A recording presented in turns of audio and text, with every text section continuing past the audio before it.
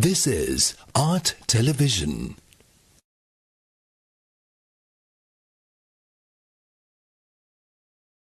Okay, so maybe we can start.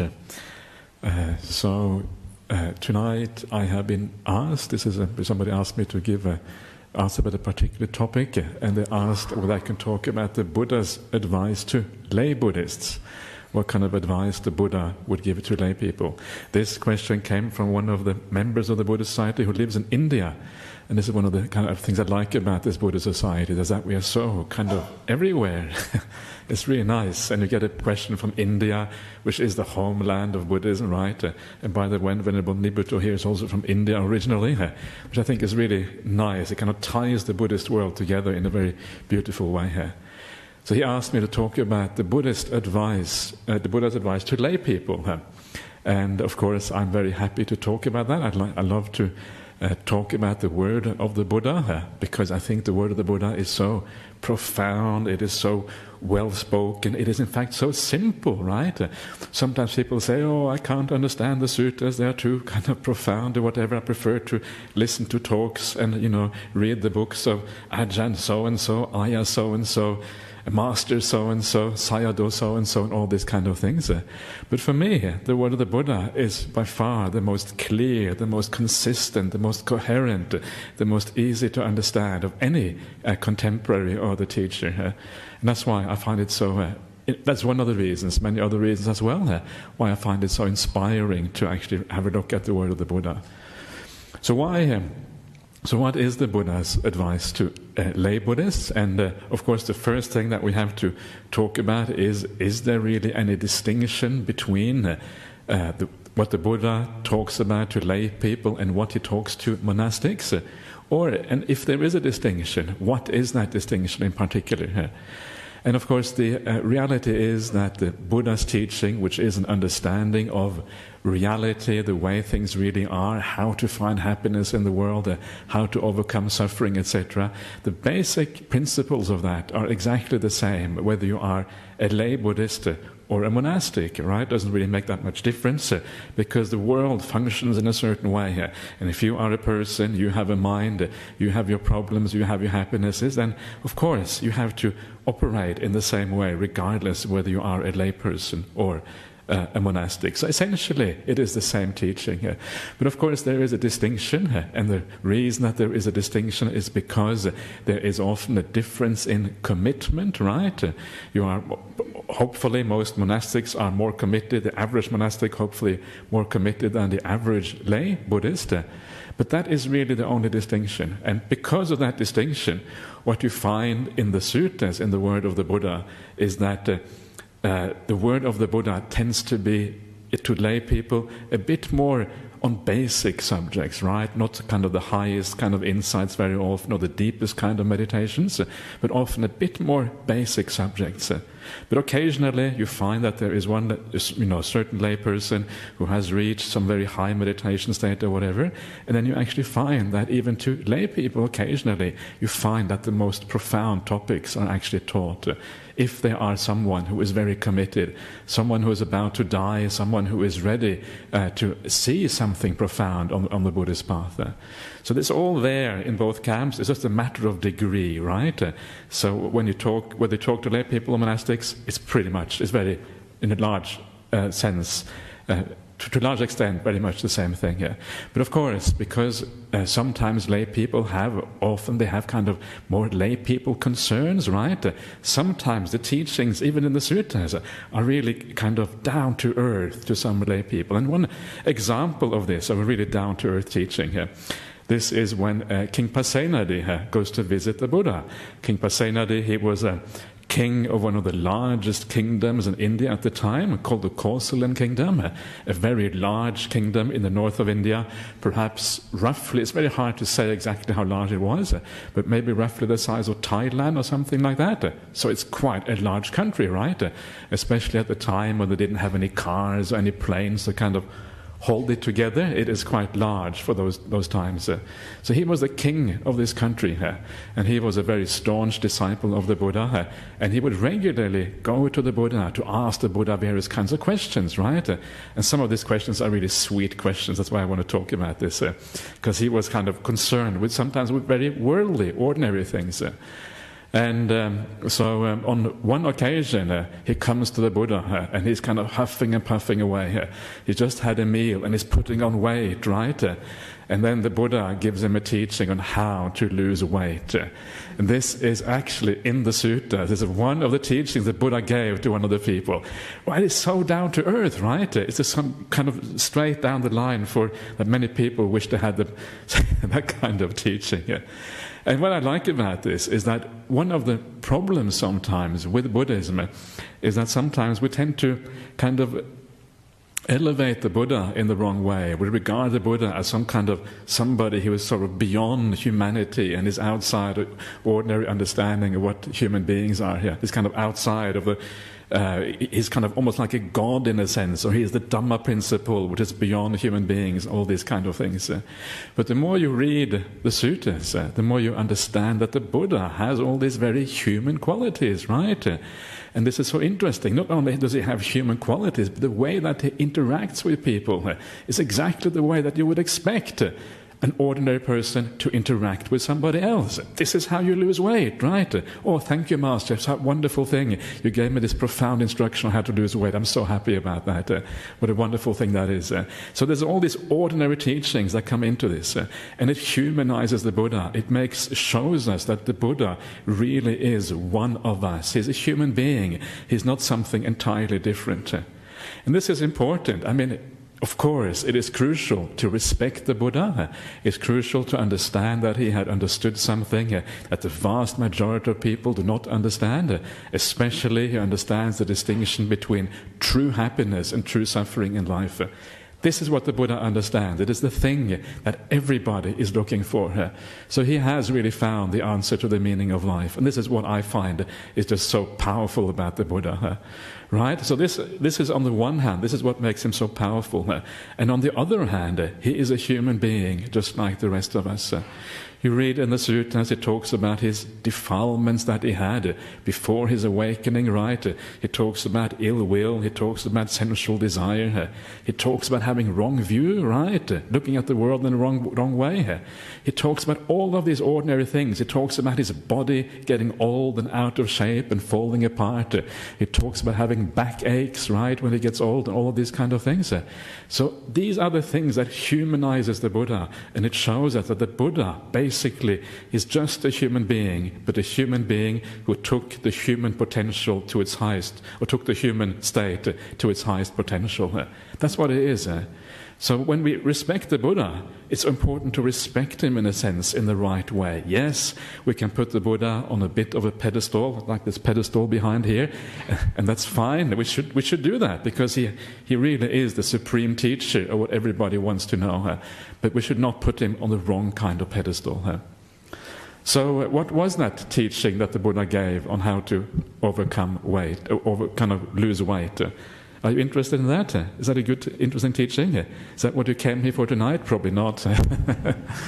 So what is the teaching that he gave? And what he said was that the way to do this is very, very simple, right? Very basic teaching.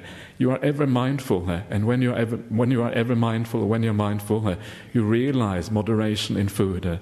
And when you have moderation in what you eat and in your food, then consequence of that is that you have less illnesses, and you live a long time. And of course, because he was teaching a king, he taught this verse to the king's attendant, right? Okay, attendant, you learn this, and every time the king has a meal, you say this to him, right? You say these words to him. It's easy to be mindful, right, when somebody tells you exactly what you have to do. So this is kind of the advantage of being a king. You have a special man just to tell you how to kind of lose weight. But it's interesting because it's so simple. It's just about being mindful and remembering some very basic instructions. And one of the instructions there, which I find interesting also, is this idea that if you eat in moderation, you live long, right? You have a long life. This is one of those things that you will see today as well. This is one of the things that is fairly well known, I think, even in the present day, that moderation in eating tends to lead to good health and a long life. But it goes back to the time of the Buddha, goes back 2,500 years. So this is the first thing, right? So I'm just starting off with some of the really basic things. What is interesting about the Buddha's relationship to this King Pasenadi is that they were very close together, and King Pasenadi would go to the Buddha on a very regular basis and ask for advice, right? And one to tell this understanding, go ahead and King Pasenadi, world who treat bad actions, they treat themselves as if they are their own enemies. But those people in the world who treat other people with good actions by body, speech and mind, they treat themselves as if they are their friends, as if they love themselves. Right? And so the point, what he is saying here, and this is kind of an interesting point because it's almost the reverse psychology of how we normally think about things. It is not just the fact that when you treat other people well, you kind of love those other people. When you treat other people well, you love yourself. You are your own friend. In the same way, if you treat other people badly by body, speech and mind, it is not only as if you treat those other people as enemies, you are treating yourself as your enemy. So it's kind of entirely reverse psychology of how we normally think about this. And of course, it is very obvious from a Buddhist point of view, because if you treat somebody else bad, who is the person who will in the long run have most negative effect from that bad action towards others? It is you, right? You will regret doing those things, you will feel bad about it afterwards, and this may go on for a long time into the future. So every time you do something bad towards somebody else, you are treating yourself as if you are your own enemy. And in the same way, when you do something kind to other people, when you treat other people well, you are the one who reap the most benefit from that. Because in the future, you will feel happy and content from your good actions. And you are treating yourself as your friend. So remember that, right? It's a very powerful, very simple teaching here. That when we treat others badly here, it is not them that we hurt the most. The person we hurt the most is ourselves. Do you really want to hurt yourself?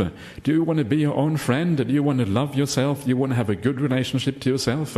Or do you want to live to your own detriment and drag yourself down and actually be like your own enemy here? So when you think about that, you're turning this thing around a little bit, and it actually makes a kind of different impression of the mind. Be kind, because being kind means being kind to yourself, not only to the other person. So I like these kind of little things, that kind of reverse psychology in a sense, that turn things up, turn things around. And there is another teaching by the Buddha, also to lay people. This was not to King Pasenadi, on a simile which is nice and complementary to this one here. And that is the idea of how, as a layperson, one should use one's wealth, right? Whatever money, whatever assets we have, how should we use that as a layperson? What is the right way? As a monastic, okay, we also use our assets in a similar kind of way, but it's a bit more limited, right? I haven't got that many assets. I've got this robe here, and this sitting cloth, and a few things like that, but not much. So how do we use our assets as lay people? And the answer that the Buddha says, and again, it's I think a very nice answer. It's very different from how we are normally taught to think about this, perhaps especially in the Western culture.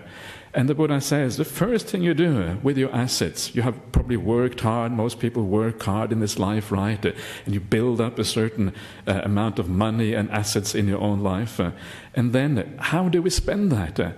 And the Buddha said, the first person that you should make happy and who you should look after when you have enough assets is yourself, right? That is the first person. So when you have and it's a foolish person who doesn't actually spend a certain amount of wealth on themselves to make themselves happy.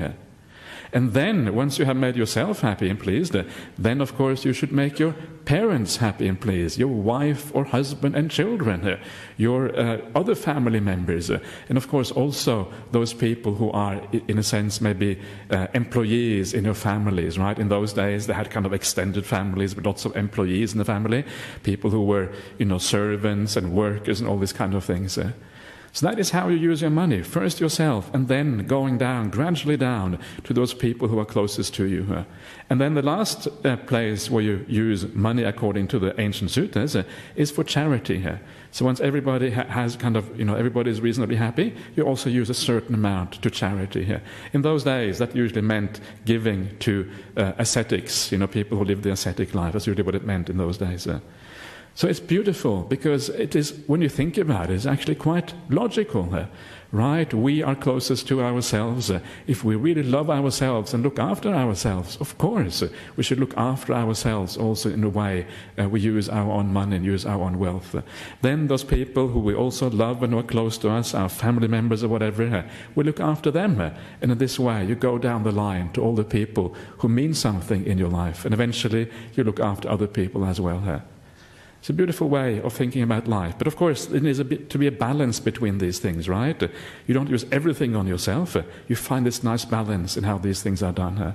And in this way, you live well in this sense.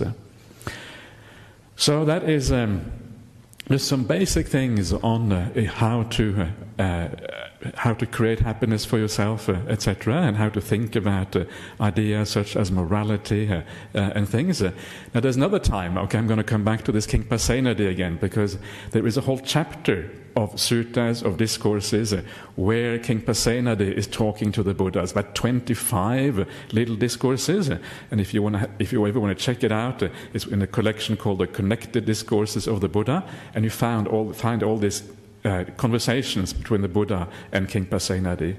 So on one other occasion, he goes to the Buddha and he asks the Buddha, what is, Master, what is the one thing that leads to happiness, both in this life and in future lives?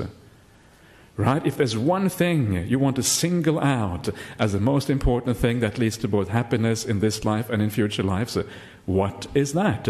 He asked the Buddha. And the Buddha replies that one thing is appamada, right? Okay, I promise to translate this, otherwise you're might be in trouble. Appamada is the Pali word, and that Pali word essentially means something like heedfulness, right? To be heedful means to be careful. It means to be circumspect. It means to consider things, think about things, reflect on them before you actually act. That's what heedfulness means, right? So the one thing which is at the base of everything else, says the Buddha, is this idea of heedfulness, appamada in Pali here. And if you know the suttas fairly broadly, you will know that this is actually in many places, this is said to be the foundation for the entire spiritual practice, entire spiritual life. Because unless you consider things carefully, unless you stand back and think about things properly, unless you are a little bit reflective about your own life, right? You're not going to go anywhere, because you don't really reflect, you don't consider what is really important in life, what truly makes people happy, what is really going to be beneficial. You have to have that reflection in life, otherwise you're not going to go anywhere at all. So it's fairly obvious that is the case once you realize that.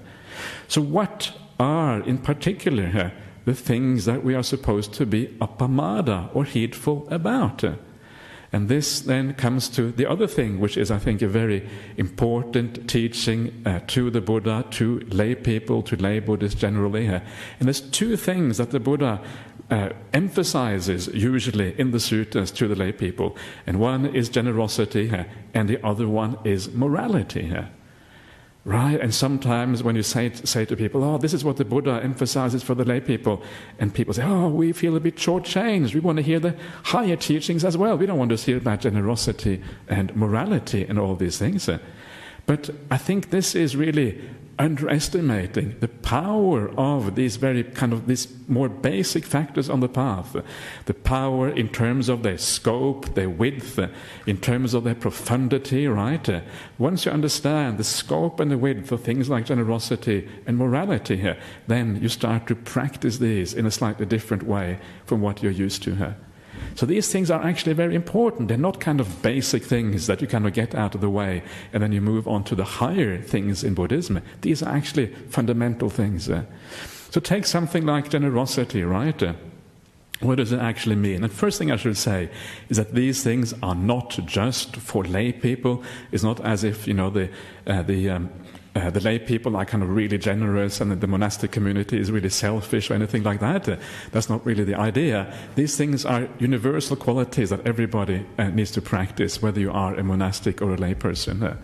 But the idea with these things, the idea with generosity is that it is something that opens your heart up. It opens you out to a sense of kindness, a sense of metta, of loving kindness, of compassion to all beings around you, right?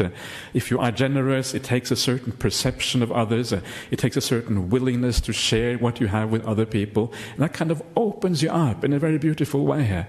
And I'm sure sometimes many of you will have that feeling in life where you feel almost like this generosity coming out of you, and you want to share with all people around you. And if you know that feeling, you know that it is a very beautiful feeling. It is a feeling where the mind is very pure, the mind is very beautiful. There's no hostility there, there's no selfishness. It's a very expansive kind of mind state, right? When you're selfish, you're kind of narrow down inside of yourself. And there's a lack kind of in this beautiful, expansive mind state, isn't there? And then when the mind expands and it takes in all other people, then you feel a powerful inspiration, a powerful sense of something very beautiful happening inside of you. And you know, if you are sensitive to that, you know that this is precisely a spiritual state of mind. This is the kind of state of mind you know that anyone who practicing the spiritual path would be recommending, because you can feel there's something both powerful and beautiful about that. And of course the point here is that if you want to go further on the path, if you want to be more serious about meditation practice, you want to come and do a meditation retreat at our wonderful Jhana Grove Meditation Center or whatever it is, then you recognize that this kind of quality is really the foundation for meditation practice. If you haven't got this open-hearted, open-handed feeling whereby you want to really be generous with the whole world, if you have more like a stingy feeling inside, it's not going to work.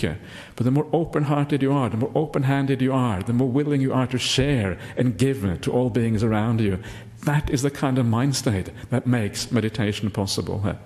In fact, the Buddha says that. He says very specifically that if you have this state of mind, that is when also you have access to the really deep states of samadhi, the really deep states of meditation practice that this path promises you. Right? So generosity is about developing this kind of mental attitude, this way of looking at the world. And it doesn't have to do so much with kind of, if you like, the size or the amount or that kind of thing, or how much you give and these kind of things.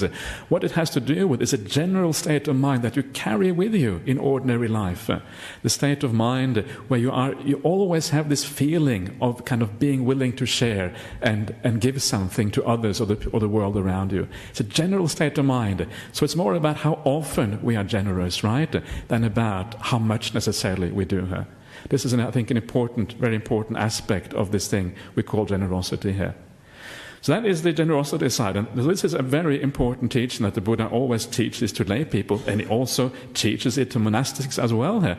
So to the extent that we have the opportunity to be generous, we try to live exactly like that, because you realize after a while that this is absolutely required for the path to really mature and to get anywhere here. So that is the generosity side. So then we have the morality side, right? And very often when we talk about morality or sila in Buddhism, we often talk about the 5 precepts, right? And of course the 5 precepts are a very important foundation for the Buddhist practice. If you got those, you already have a nice foundation there. And one of the great things I think about this Buddhist society is that there are so many people here who actually practice these 5 precepts. I think we have over 1,000 members, right, who practice the 5 precepts in this Buddhist society. And that is just so inspiring, right? It is such a wonderful thing.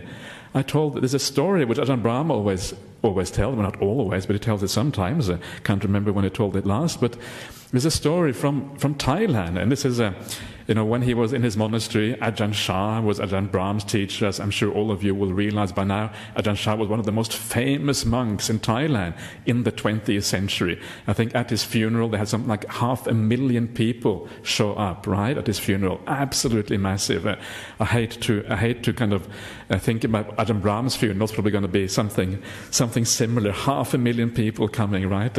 We'll see. Can we organize that, Drew, out here? Is that first? Okay, don't tell the council. Okay, we've been in serious trouble. Anyway, that's for the future. Hopefully that's still a long way away, because it would be a rather significant loss to say that if that happened. But anyway, this was Ajahn Chah's monastery, right? He was very, very famous monk. And on the Uposatha days, the days of the full moon and the new moon, people would always come to the monastery here. And of course, on the Vesak day, the day when we celebrate the Buddha's birth and passing away and enlightenment, the Vesak day, the crowds were often very large. They would all come to see Ajahn Chah from all the neighboring districts and that sort of thing here. So on one of these days, when the monastery was absolutely packed, I don't know how many people were there, maybe 1,000 people or something here, Ajahn Chah used the opportunity and he said, "How many of you keep the 5 precepts," right? And then he looked around, 1,000 people, right? I mean, this crowd here is small today compared to 1,000 people. So 1,000 people out there. And he looks out and he sees 2 people put up their hand, keeping the 5 precepts. And the rest are kind of looking a bit sheepishly, looking down on the ground, right? Feeling a bit bad about this. 2 people, right? This is in the heart of Thailand, one of the best monasteries in Thailand. And yet that was the kind of standard that often lay people would have at that time. And now here we have the Buddhist society where over 1,000 people keep the 5 precepts. It's a wonderful thing, and sometimes people don't appreciate enough how wonderful and how marvelous it is that we have so many people who are so committed to the Dhamma, so committed to practicing in the right way. And not only here in Perth, but overseas as well, people who are part of this. We have if you may not be aware of this, but we have an online facility for the BSWA website where you can take the precepts online, right? Because you live somewhere far away, like in Africa or in South America or in North America for that matter, or in Europe or whatever it is, and you have no temple around you, so you come to the BSWA. We come to the rescue. Here is where you can take the 5 precepts. It's beautiful, right? So you come here online, do it kind of in cyberspace, take the 5 precepts. It's all the same thing anyway. What a wonderful thing that is. But, and this is kind of the point here, it is not really enough, right? It's wonderful, but it's not wonderful enough. You can be even more wonderful than just keeping the 5 precepts. And I would recommend you to be even more wonderful. First of all, I would say to those of you who are not keeping the 5 precepts, I'm not going to ask you to put up your hands or anything like that. Oh, that would be pretty embarrassing, wouldn't it? But I would really recommend you to take this as the foundation stone for your Buddhist life, because it is really incredibly important. If you want to be happy, if you want to have some success in a meditation practice, if you want to be a kind of beacon, right, for other people around you, how to live life well, wow, this is really what you should be doing here. But ideally, if you are really serious about the Buddhist practice, it's not really enough, right? That's a terrible thing to say, isn't it? You probably feel really, that's really, but the point is that even the 5 precepts, after a while, they become like second nature. You keep the 5 precepts, you do it every day, you know exactly what you're doing, it kind of comes from your heart anyway, you know that this is the right thing to do. And because it is second nature, you don't invest a lot of intention into that anymore. You don't invest intention and your will, if you like, your volition into the idea of being kind and being caring and being compassionate and being good to the people around you. And because there isn't that intention there, it means that the amount of good karma you're making, it is still great, but it's not as good as it could be. And you start to realize the limitations of these 5 precepts. They are great as a foundation, but if you're really serious and if you really want to go further, you have to actually go beyond that. And of course, we know that the Buddha talks about things like right speech, right? And right speech is one of those areas that are very difficult. To speak in a way which unifies people, brings harmony in the community, speak in a way which is gentle rather than harsh, speak in a way which is meaningful rather than speaking things which are just idle chatter and all these kind of things. These are the things the Buddha talks about, and these are the areas where we all can kind of do something to improve, to lift our game a little bit further. Not to speak of the mind, right? Mental virtue is also an aspect of the Buddhist path. And all of these things, when you start to look at all of these things, the breadth and the scope of the Buddhist practice is so wide, and it's so much more than what most people normally think of as morality or ethics. And why is this so important? For those of you who are interested in meditation practice, interested in being mindful, interested in experiencing some of the joy that is available on the Buddhist path, the Buddha consistently says there is one thing which is the source, the foundation, the basis upon which all meditation works. And that source, foundation and basis for meditation is sila. The Pali word sila means precisely morality, but morality in this very broad sense, right? You could call it character development, if you like, whereby you change your character to lift it up and to make it something more beautiful and something more wholesome in a sense. Your entire attitude to the world changes. You have more compassion, more understanding, more love for the people around you. It's not just external, it's in your heart. Your very heart is changing. And this is what this is about. And people often, I think, make a mistake in the sense they think that, the reason why perhaps my meditation isn't going so well, why am I not making quicker progress than I am? These are the kind of standard questions people have. I want to make progress more quickly. Why am I stagnating? What's going on? And they often think, I'm not sitting enough hours, I want to sit for 8 hours a day, or maybe I'm using the wrong meditation object, right? Maybe I should I use metta? Should I use, loving kindness meditation? Should it be breath meditation? Should it maybe be asubha meditation? I don't know, maybe I'm using the wrong meditation object. Or they think, I don't really know how to use the meditation, or I'm focusing on the breath in the wrong way, or whatever it is. But no, the Buddha never really talks about any of those things. These things are not the reason why the meditation isn't working. They may have a little bit to do with it, but the only thing that the Buddha consistently says in the suttas is the cause for good meditation practice is your sila. Your purity, your character, who you are as a person. That is the thing that really matters. And now you can see when the Buddha tells the lay people to be moral, to live well, to be kind-hearted, all these kind of things, it's actually very profound. It is a sort of thing that enables you later on in life to come here, sit down, go to Jhana Grove and meditate and actually get the real results. But you have to take this idea of sila, or morality, to a very profound level. And then these things really start to make a big difference. You start to learn how to become less angry as a person. You start to learn how to look at people in such a way that anger doesn't arise anymore. You start to understand that other people, they are trapped in their own personalities. They are trapped because of their own past. They can't really be much different from the way they are. And then you can have compassion to them when they do stupid things, rather than being angry and upset in return. These very simple, basic aspects of Buddhist teachings that enables you to become a far better person as a consequence, right? If you look at people in the right way, how can you ever get angry? Right? They are trapped in the way they're doing things. When they do something bad towards somebody else, whether it is towards you or something else, it's not because they want to do something bad, it's because they are compelled by their own history to live out those actions. Got nothing to do with you, has everything to do with the other person. And when you change your attitude towards these kind of things in this way, something very profound changes inside of you. What changes is that you become a different person. Your character changes, and a goodness arises inside of you, which you have never seen perhaps before. Or maybe you have, but maybe a long, long, long time in the past, right?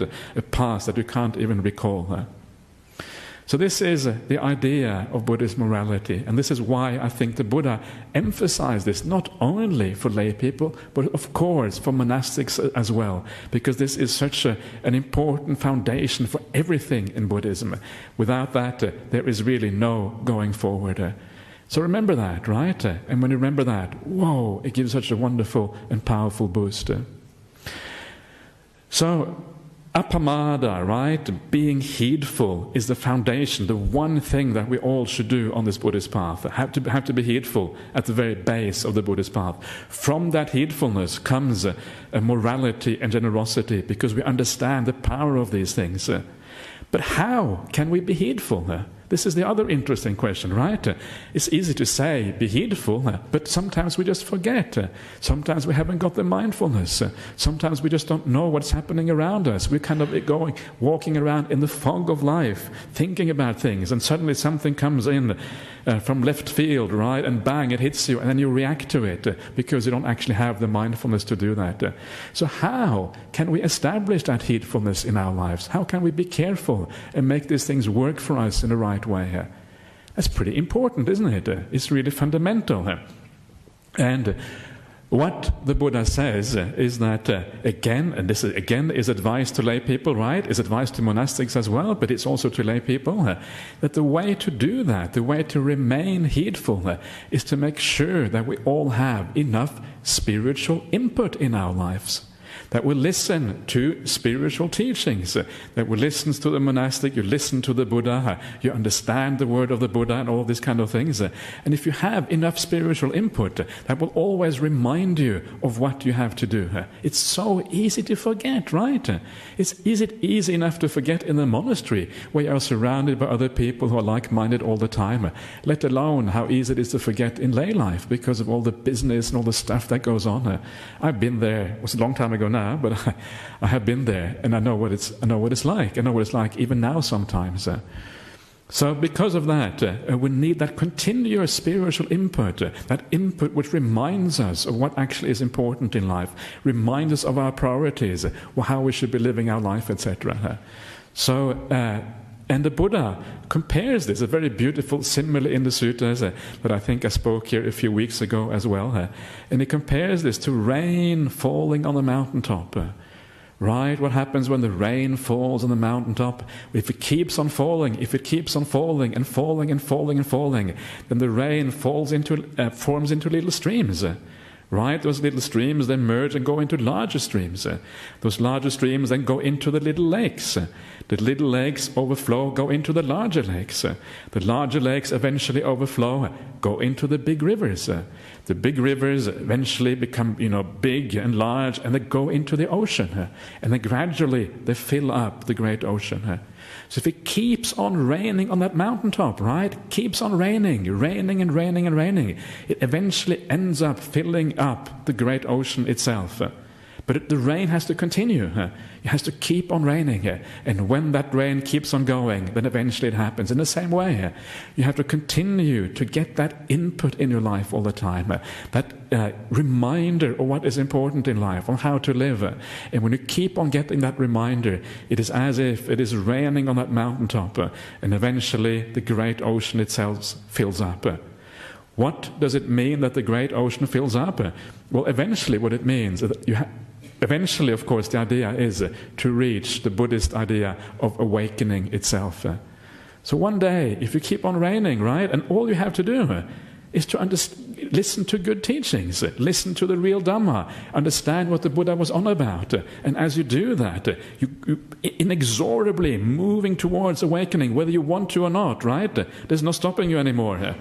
And if you don't want awakening, well, remember, awakening is the highest happiness, right? So it's really worthwhile. It's a really good place to go. So inexorably, no choice, moving towards awakening, just by allowing that rain to fall on the mountaintop continuously again and again and again. So that is the foundation, and that is how this whole thing kind of moves in that direction. right? You can kind of see how these things kind of fit together very beautifully here. And when you understand that. And so there are really only some very few basic things that we need to remember in our life if we want to live well as Buddhists. And one is to remember to get spiritual input, on a regular basis. And the other thing which is very useful to keep in mind, just going back to the idea of morality I was talking about before, is just remember kindness, right? Remember input, remember spiritual input and kindness. If you can remember those two things in your life, wow, you're going to go a long way on the Buddhist path. So these are some of the basic things that the Buddha talked about to lay people. There is one other thing which is very, I think, interesting in the suttas, and that is the Buddha talks about certain recollections, certain ways to think about the world, right? And he specifically said that lay people should also think about these things in the right way. So what are these recollections? And there's 5 standard recollections the Buddha talks about, and that we should remember that illness is part of life. Old age is part of life. He talks about everything that is dear and pleasing to me must depart from me one day. You cannot hold on to things in this world. Things eventually have to go. He talks about we are the heir of our karma. And lastly, he talks about the fact that we must die, right? Death is an aspect of life. And I think this is the idea of death here. All of these other aspects are kind of, in a sense, subsumed under this idea that we must die. But the recollection that life eventually must end in death, I think is one of those very important spiritual reflections that most people should do from time to time. Because why is it so important? Why does the Buddha say that lay people, everybody, should reflect on this? And of course the reason is because when you reflect, when you know that you're going to die, and you don't know exactly when it's going to be, right? Sometimes it happens before we would like it to happen.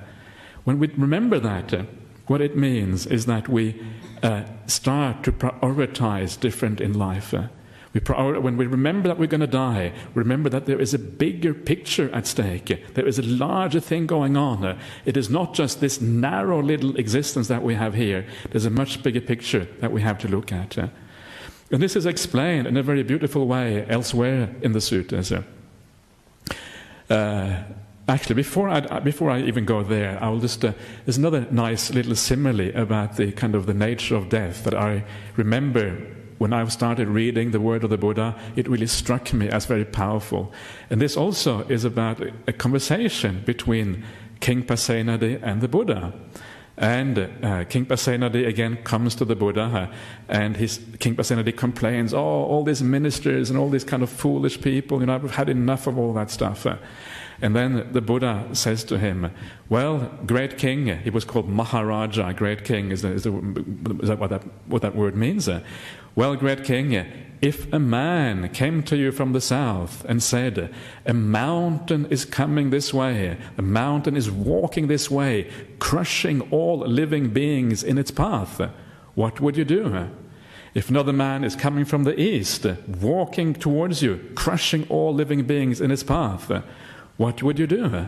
If a third mountain is coming from the north, a fourth mountain is coming from the west, each one of them crushing all living beings in the path, and you are in the middle, just waiting for the mountain to crush you, what would you do?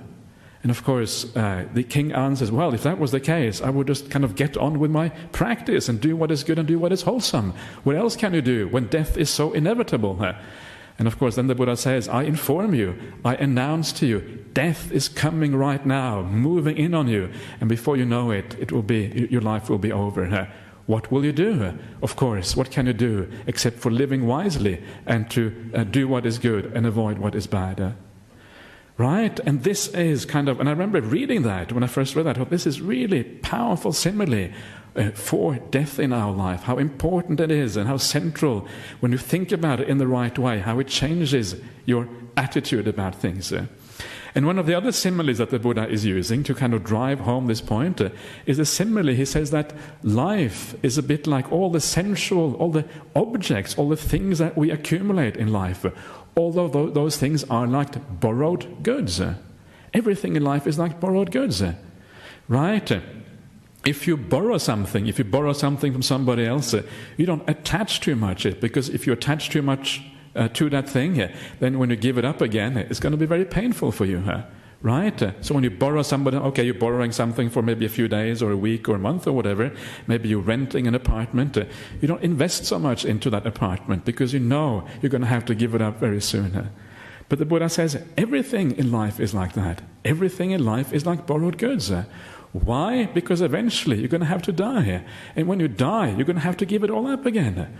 All your possessions, everything you own in this world, all your friendships, all your relationships with your family members, whatever it is, right? A lot of your psychological belongings, things like your status in society, your education, your social position, whatever it is, that too has to go.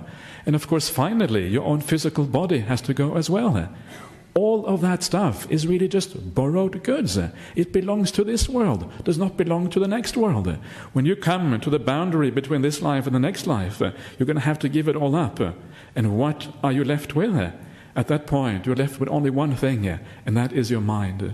And if that mind has been developed in a good way, to be made beautiful and shiny and powerful and happy, you bring that happiness into the future, right? And that is what then, what it means then to basically get a good rebirth in a future life. It means that you're bringing with you a beautiful mind that you have created in this life, a beautiful character, and that then moves you forward in a positive way in a future life. Right? So it is all about investment. How are we going to invest our time? What is our investment strategy going to be like, right? How much are we going to invest in this narrow little slice of time, which is called this life? And how much are you going to invest instead in a much broader picture of things?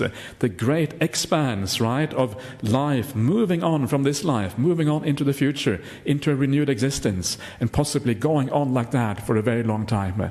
What are you going to invest in? Right? And this is what the idea of death tells you. If you remind yourself you're going to die, it reminds you where you should invest. It reminds you what is really important in life. It doesn't mean that you stop doing the ordinary things in life, but it means that how you deal with the ordinary things in life changes. Yes, you still work, you still do the things that you have to do with your family and friends, but you change the quality on how you do those things. You do it in a different way. You do it with more kindness, more care, more compassion, to ensure that you build up all these positive qualities inside of you. And then you are, in a sense, investing in the right way. Right? So this is the idea of death contemplation. It is not bad at all if you use death contemplation in the right way. If you remind yourself you're going to die, what it leads to an enhancement of the quality of your life, more mindfulness, more ability to prioritize in the right way, right? And this is what death contemplation really is about at its most basic level. So it's a beautiful thing here. So when you do all of these things that I've been talking about now, right, or some of them, or whatever it is, you do some of these things anyway, then the Buddha also says, and this is one of the teachings he gives to Anathapindika, one of the most important lay disciples of the Buddha, who donated large monasteries and these kind of things to the Buddha and the Sangha at the time. He says to him that even you lay disciples, sometimes you should go away from the crowd, find a secluded place, and enjoy the bliss of seclusion in your own life.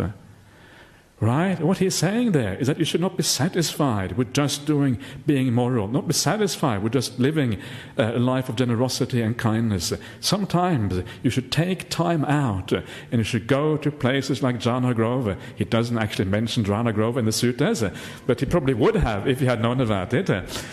So go to Jhana Grove, take time out and enjoy the meditation, enjoy the happiness that comes from living life well and living life in a good way.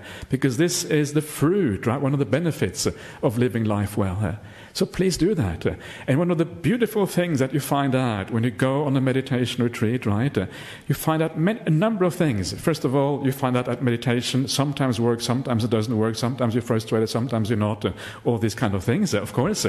But one of the things that you find out, if you go on regular retreats, say once a year or once every 6 months or whatever it is, you find out whether you are living your life as a Buddhist or as a spiritual person or whatever you want to call yourself, whether you are living it well or not. You actually find that out, because if after a certain period of time you go on retreat again and you find that your mindfulness has increased, your samadhi has increased, your defilements have gone down, you're less angry, right? You're more patient, all these kind of things.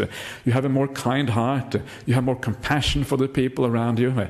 If that is what you find when you go on retreat, and especially that your meditation is more profound, then that is one of the ways to gauge whether you really are living your life as a Buddhist in the right way. Otherwise, how do we know sometimes? Yes, we do all the right things, we do what seems to work or whatever, but you need some way of kind of establishing this, and going on a meditation retreat is a wonderful way of doing that. And hopefully, when you do that sometimes, you will get some of those great results, right? Which are part and parcel, can be part and parcel anyway, of meditation practice. When you really feel a sense of bliss, when you feel a sense of inner purity and happiness. And when you do that, you start to understand the value of living the spiritual life. You get access to certain things that ordinary people just don't have access to. And you start to get closer to understanding what the real meaning of life actually is. And the Buddha said, also lay people should also have access to that, right? It is not just for monastics.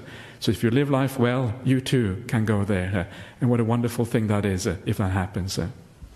So as you can see, that is just a summary of some of the teachings of the Buddha gave to lay people. It is pretty much the same as it is for monastics. All of the things that I've talked about tonight is basically the things that you can expect the Buddha to say almost to anyone. But still, the slant, the emphasis is slightly different. But that is really all there is to it. Otherwise, it is all there, and everything is there for you to enjoy, right? So practice in the right way, and you too can take part in these amazing and wonderful things that can happen on the Buddhist path. Okay, so that is the talk for tonight. Thank you, Eddie. Okay, so let us pay respect to Buddha Dhamma Sangha.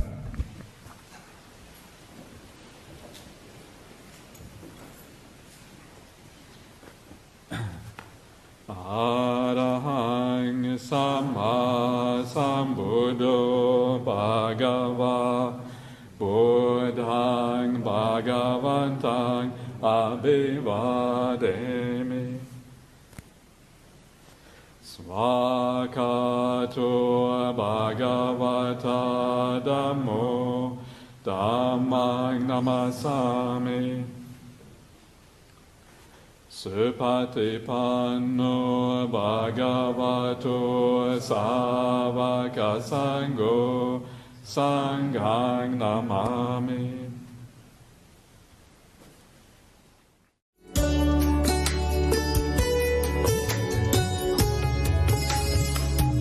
Those who develop